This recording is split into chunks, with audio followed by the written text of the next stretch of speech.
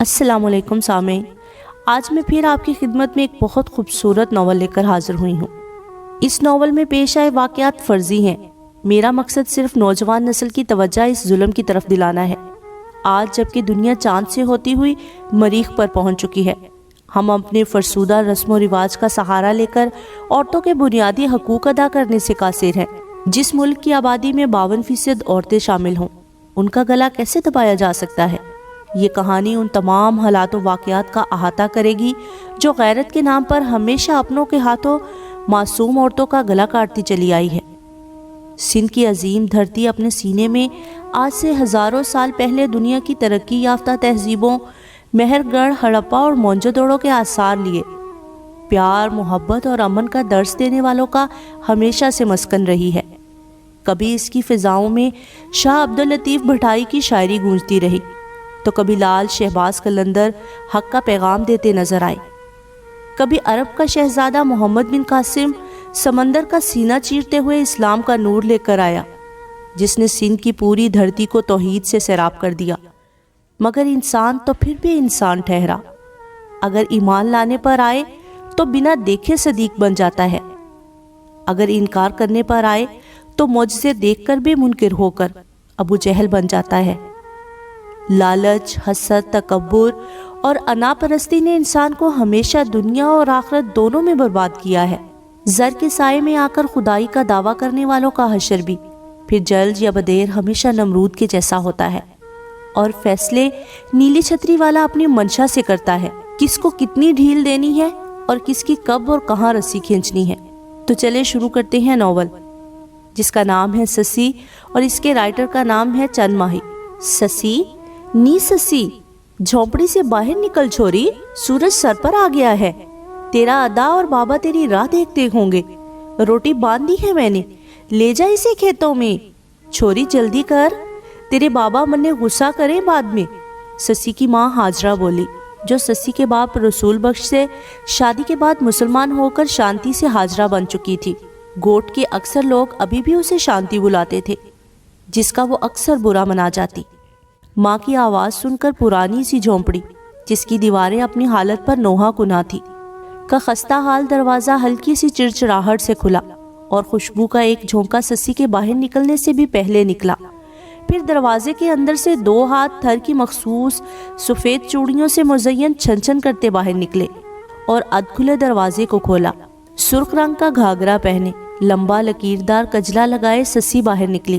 زندگی کی 20ویں بہار میں قدم رکھنے والی سسی اس تپتے گرم صحرا میں موروں کے جیسے اپنی زندگی کی اڑان بھر رہی تھی۔ ہائے چھوری، یہ تنے کیا ہو گیا؟ ہاجرہ بیٹی کا بناؤ سنگھار دیکھ کر حیرانی سے منہ میں انگلی دباتے ہوئے بولی، حالانکہ آج اس نے صرف سرخ رنگ کا گھاگرا ہی پہنا تھا اور بس ذرا کھینچ کے کجلا لگایا تھا۔ ارے ماں، کیا دیکھے ہے؟ کون سا سنگھار کر لیا میں نے؟ بس منہ دھو کر کجل لگایا اور یہ گھاگرا ہی تو پہنا ہے۔ سسی نے ماں کے سوال کا جواب دیا۔ نہ عید نہ شادی اور میلے کو کچھ دن باقی ہے، یہ کس خوشی میں تنے سرخ گھاگرا پہن لیا ہے؟ جو بھی دیکھے گا پاگل سمجھے گا تنے۔ ہاں بول دیتی ہوں اماں، میلے پر جانے کے لیے بنایا تھا نا تنے یہ گھاگرا؟ میلہ آنے والا ہے، بس پہن کر دیکھ رہی تھی گھاگرا مننے کیسے لگے ہے۔ چل دیکھ لیا نا، اب واپس جا اور اتار دے میری شہزادی بیٹی، یہاں بہت بھوت پریت ہوئے ہیں، مجھے ڈر لاگے ہے سسی، کہیں کچھ ہو نہ جاوے۔ اے ماں، بھوت پریت جن چڑیل سب دور بھاگے ہیں مجھ سے، میں ان کے ہاتھ نہیں آنے والی۔ اور رہی بات گھاگرا اتارنے کی، تو وہ میں چندا، سندوری اور نیلما کو دکھاؤں گی، پھر اتاروں گی۔ چل مجھے روٹیاں دے، بابا اور ویر میری راہ دیکھتے ہوں گے، سسی بولی۔ ہاجرہ ماتھے پر بل ڈالے واپس مڑی اور کپڑے میں باندھی ہوئی روٹیاں اٹھا کر سسی کے سر پر رکھ دی اور چھاچھ سے بھرا کٹورا اس کے ہاتھ میں پکڑا دیا، جسے اس نے اپنی کمر پر رکھ کے ایک ہاتھ کٹورے کے گرد لپیٹ کر پکڑ لیا۔ سسی کے جانے سے پہلے ہاجرہ نے غصے میں آ کر اس کے سر پر چنری اس کے چہرے پر کھسکا دی تاکہ اس کا چہرہ باہر سب کو نظر نہ آئے۔ ابھی سسی باہر کو نکلی ہی تھی کہ اس کی سہیلیاں چندا، سندوری اور نیلما کچے گھڑے اٹھائے آن پہنچی اور اسے نئے گھاگرے میں دیکھ کر کہکہے مار مار کر ہنسنے لگ گئی۔ مگر سسی ان کو جواب دینے کی بجائے خاموشی سے کھیتوں کی طرف جانے والے کچے راستے پر چل پڑی۔ आए हाय, इसे तो देखो, आज नया घाघरा क्या पहना, सीधे मुंह बात तक नहीं की। नीली आंखों वाली नीलमा ने संदूरी को बाजू का टहोका मारते हुए कहा। अरे पगली चुप हो जा, किसी को दिखाने के लिए पहना है, ऐसे तो नहीं करता कोई हार सिंगार। चंदा बोली। अरे ससी, हमें भी तो बता, कौन है वो खुशनसीब जो तेरी बाजू पकड़ेगा। संदूरी जो सबसे पीछे आ रही थी, उसने ताना मारा। किसकी जरूरत है जो ससी का हाथ पकड़े, काट दूंगी वो हाथ जो ससी की तरफ बढ़ेगा। ससी उनकी बातों से तंग आकर बोली, और रास्ता जो खेतों के करीब आकर तंग हो चुका था, उसने रुककर बंद कर दिया। अरे चल ससी, पानी भी लेना है, वरना धूप तेज हो जाएगी तो कुएं का पानी सूख जाएगा। संदूरी परेशान होते हुए बोली। सूख जावे मन्ने क्या, अल्लाह करे आज एक बूंद पानी ना मिले तुम लोगों को। पता नहीं क्या खा के आई हो सुबह सुबह, कौवे के जैसे कां कां करती हो सारी। अब जो अगर मेरा सर खाया तो कुएं में मिट्टी डाल दूंगी, गंदा पानी मिलेगा तुम लोगों को फिर। ससी की बात सुनकर उन सब ने मिलकर जोर का एक कहकहा लगाया।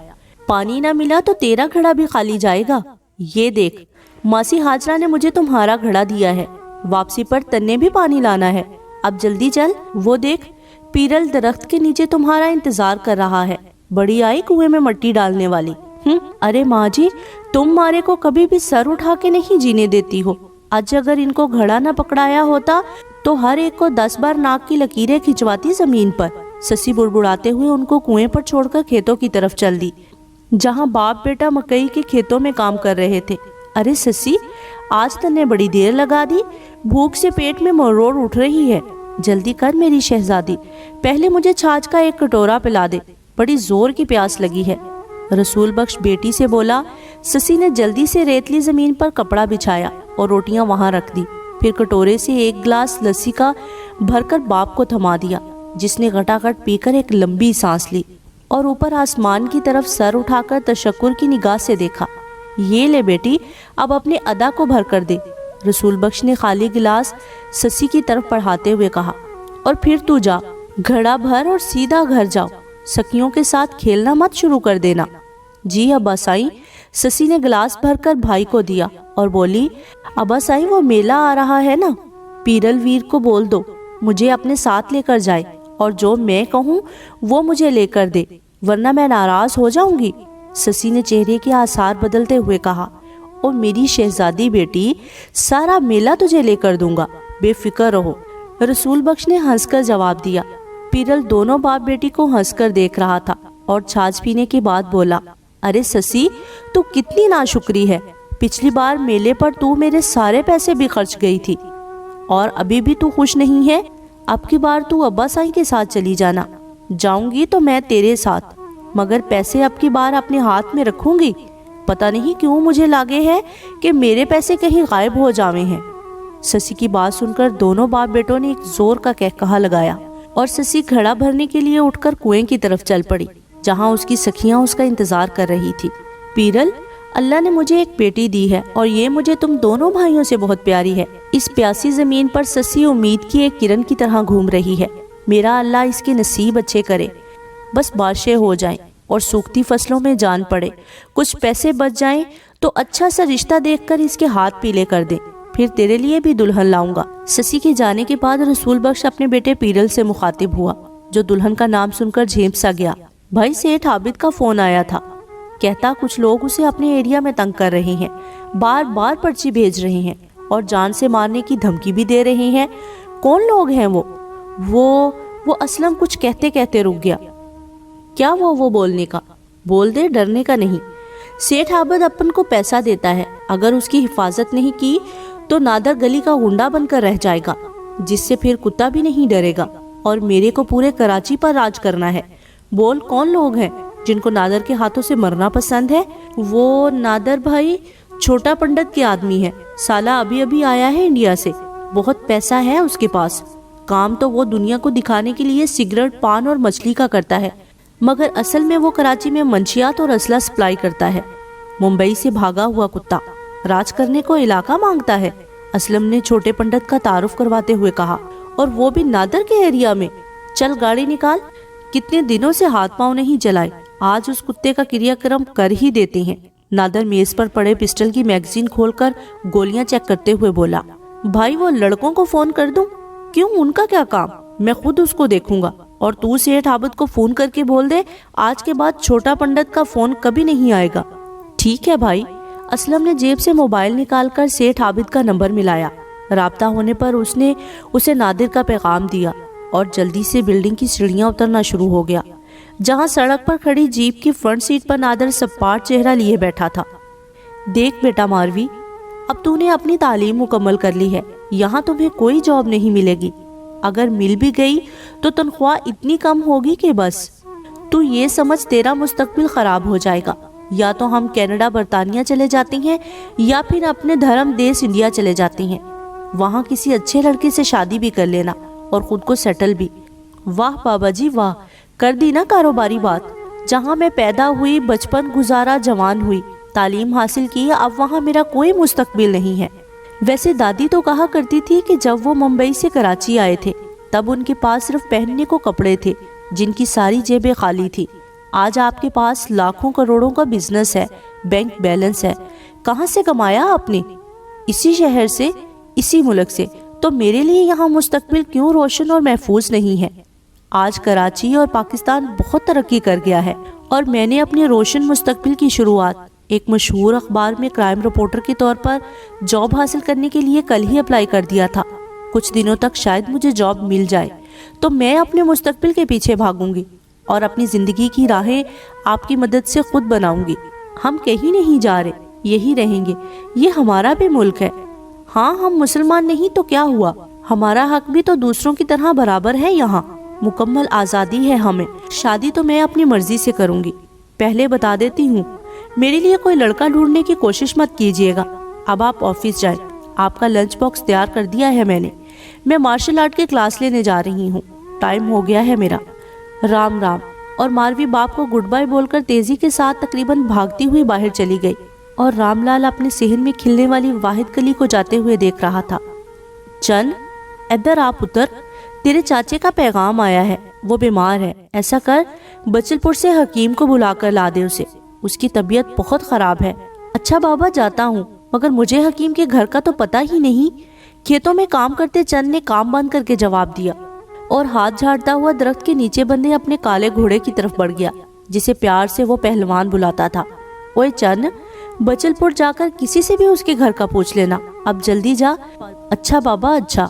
ابھی گیا۔ پھر اس نے گھوڑے پر زین باندھی، پیار سے گھوڑے کی گردن پر ہاتھ پھیرا اور گرمی سے بچنے کے لیے سر پر کپڑا باندھ کر منہ پر لپیٹا اور گھوڑے پر بیٹھ کر بچل پور کی طرف روانہ ہو گیا۔